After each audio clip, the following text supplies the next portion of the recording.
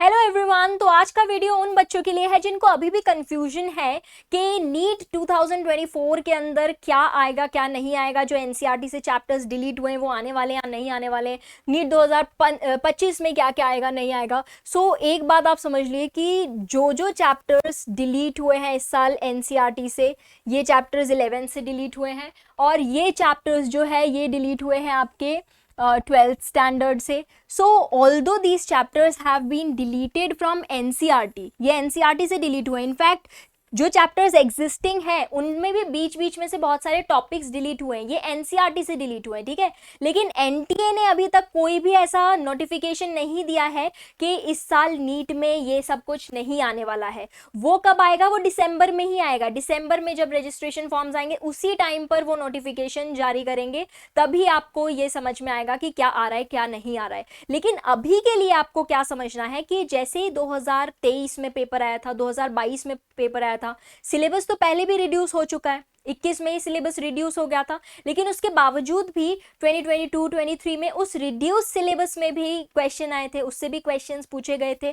क्योंकि 2023 और 22 में भी आपने देखा होगा जो क्वेश्चन पेपर था उसमें जोलॉजी और बॉटनी में दो दो सेक्शंस थे, section A and section B. Zoology में सेक्शन ए में 35, बॉटनी में भी 35, सेक्शन बी में 15-15 क्वेश्चंस आए थे। और 2024 में भी इट इज वेरी लाइकली, बहुत ज्यादा चांसेस हैं कि इसी पैटर्न पे इस साल भी क्वेश्चन पेपर आएगा।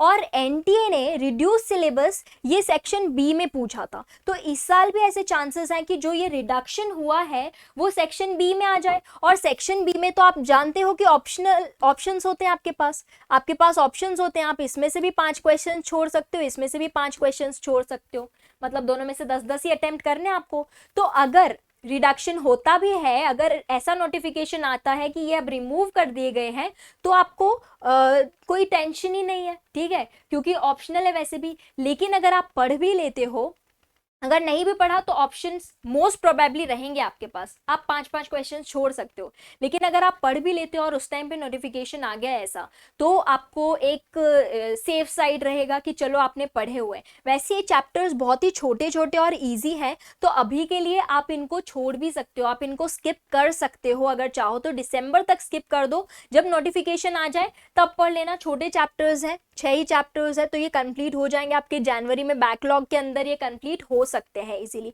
लेकिन अगर आप सेफ खेलना चाहते हो तो आप कर लीजिए इनको अभी ही साथ साथ में सिलेबस के, क्योंकि दिसंबर तक आपको यूं भी इजीली हो जाएगा। आप करोगे क्या बाकी के टाइम में? आप रिवीजन के साथ भी अगर करो तो होता है ये आराम से दिसंबर तक होता है, तो आप इनको कर भी सकते हो सेफ साइड के लिए। लेकिन अगर आप चाहते हो कि आप दूसरा कुछ, फिजिक्स पे ज्यादा ध्यान दो, केमिस्ट्री पे ज्यादा ध्यान दो, तो अभी के लिए इनको होल्ड पे रख दीजिए।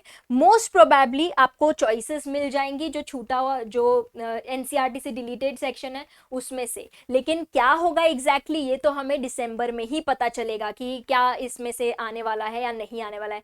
तब तक के लिए आप अपने प्रायोरिटी बेस्ड डिसीजन ले सकते हैं। And all the very best, take care and keep studying hard.